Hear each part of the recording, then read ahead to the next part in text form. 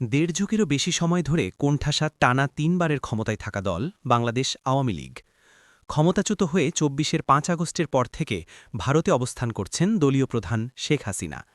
একই অবস্থা দলের শীর্ষ নেতাদেরও। এছাড়া নিষিদ্ধ রয়েছে দলটির কার্যক্রমও। এতে এবারে নির্বাচনেও অংশ নিতে পারছে না দলটি। এমন পরিস্থিতিতে প্রশ্ন উঠছে, দলটির অস্তিত্ব সংকটে পড়ছে কিনা। ভবিষ্যৎ নিরাপদ বিনিয়োগ হোক বিশ্বস্ত। আর আমার পছন্দ সল্ট বে। ওয়েলকাম সল্ট বে। শুক্রবার এ নিয়ে একটি বিশ্লেষণধর্মী প্রতিবেদন প্রকাশ করেছে কাতার ভিত্তিক সংবাদমাধ্যম আল জাজিরা। সেখানে বলা হয়, ২৪ সালে ছাত্র জনতার অভ্যুত্থানে শেখ হাসিনা সরকারের পতন হয়। বাংলাদেশের রাজনীতিতে আসে নাটকীয় মোড়। হাসিনা দেশ ছেড়ে ঘনিষ্ঠ মিত্র ভারতে পালিয়ে যান।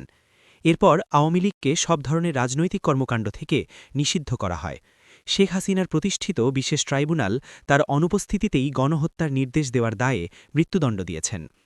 এই প্রেক্ষাপটে বাংলাদেশে আগামী ৭ ফেব্রুয়ারি সংসদ নির্বাচন অনুষ্ঠিত হতে যাচ্ছে।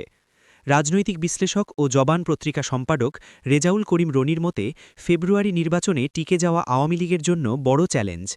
নির্বাচনের পর আওয়ামী লীগের সমর্থকরা স্থানীয় বাস্তবতায় মানিয়ে নিয়ে অন্য প্রভাবশালী শক্তির সঙ্গে যুক্ত হবে। এতে দলটির সমর্থন ভিত্তিক পুনর্গঠন কঠিন হয়ে পড়বে। তার মতে, শেখ হাসিনাকে ছাড়া ভবিষ্যৎ কল্পনা করা যায় কিনা তা নিয়ে আওয়ামী লীগের ভেতরে বিভাজন স্পষ্ট।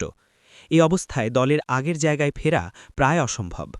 জাহাঙ্গীরনগর বিশ্ববিদ্যালয়ের সাবেক অধ্যাপক আনু মুহাম্মদের মতে, আওয়ামী লীগের আবেদন শুধু দলীয় কাঠামোর মধ্যে সীমাবদ্ধ নয়, এটি সাংস্কৃতিক ও সামাজিকভাবে প্রথিত। পুরোপুরি মুছে যাওয়া কঠিন। যুক্তরাষ্ট্রভিত্তিক ইন্টারন্যাশনাল রিপাবলিকান ইনস্টিটিউটের জরিপে এখনও প্রায় ১১% সমর্থন রয়েছে আওয়ামী লীগের। এ বিষয়ে আটলান্টিক কাউন্সিলের দক্ষিণ এশিয়া বিশেষজ্ঞ মাইকেল কুগেলম্যান বলেন, আওয়ামী লীগ ছাড়া নির্বাচন পূর্ণ গণতান্ত্রিক নয়। তবে তিনি মনে করেন, দমনপীড়নের কারণে দলটি অনেকের চোখে বৈধতা হারিয়েছে। দক্ষিণ এশিয়ার রাজনীতিতে বংশানুক্রমিক দলগুলো সহজে মরে না বলেও মন্তব্য করেন তিনি। পরিস্থিতি বদলালে তাদের প্রত্যাবর্তন অসম্ভব নয়, তবে আপাতত দলটি কার্যত অচল বলেও মনে করেন তিনি।